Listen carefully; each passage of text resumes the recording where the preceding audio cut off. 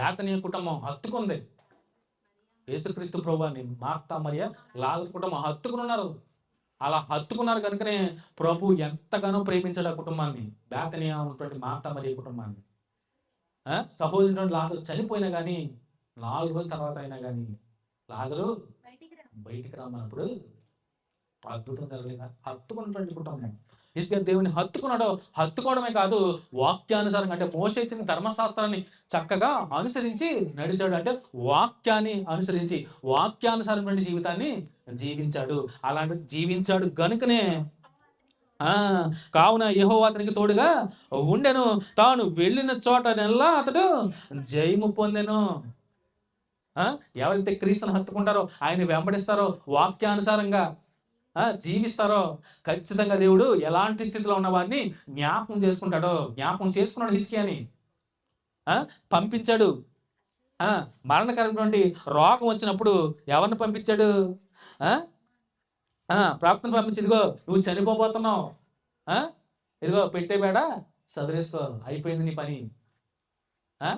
దేవుడు నిన్ను చూడండి 20వ అధ్యాయంలో ప్రవక్తని యెషయాని పంపించి మాట్లాడతాడు.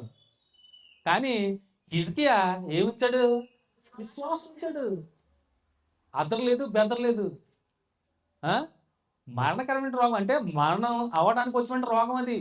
అంటే ఇంకా చనిపోతాడు కొన్ని రోజుల్లో. ముందుగానే ప్రవక్త ద్వారా పంపించాడు కబురు. 20వ అధ్యాయం చూడండి.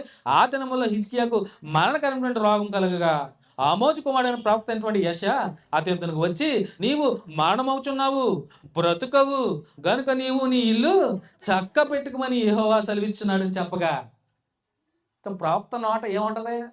దేవుని మాట ఏముంటది? దేవుని మాట వచ్చింది. నిరుత్సాహపడలే, అధైర్యపడలే, విశ్వాసాన్ని కోల్పోలే. ఒక ప్రవక్త తన నోటి నుంచి వచ్చిన మాటలు విన్నాడో భయపడ్డా? భయపడలే. ఎందుకంటే తన ముందు జీవితం ఎలా ఉంది? ప్రారంభ జీవితం అద్భుతంగా ఉంది. 25 ఏళ్ల ఏటలోనే దేవుని ఎడల అచంచలమైనటువంటి భక్తి విశ్వాసాలని ప్రదర్శించిన వాడు హిజ్కియా. దేవుడికి ఏదైతే వద్దనుకున్నాడో అవన్నీ తీసివేశాడు. తన పూర్వీకులందరూ కూడా త్రోవ తప్పున వారందరిని కూడా సరి చేసుకుంటూ వచ్చాడు. ఒక్కొక్కటి దేవుడికి ఏదైతే వ్యతిరేకంగా నడిచిన అవన్నీ సమూలంగా నిర్మూలన చేశాడు.